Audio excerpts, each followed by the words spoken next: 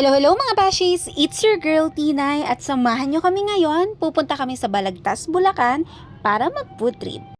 Sunday nga ngayon mga beshies, so usually Saturday and Sunday ay day off ko. So this is a rest day edition.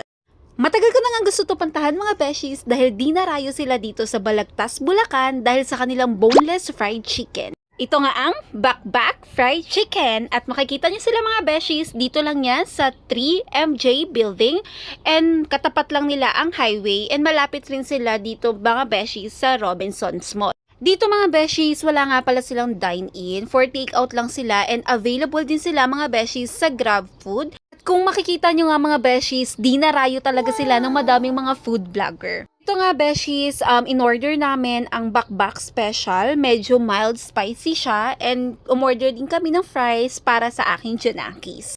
Dahil nga wala silang dine-in mga beshies, sumanap lang kami ng place kung saan pwede kaming mag-park at kumain. Kung makikita niyo naman mga beshies, approve kay Mister ang sarap ang tamnam ng boneless chicken.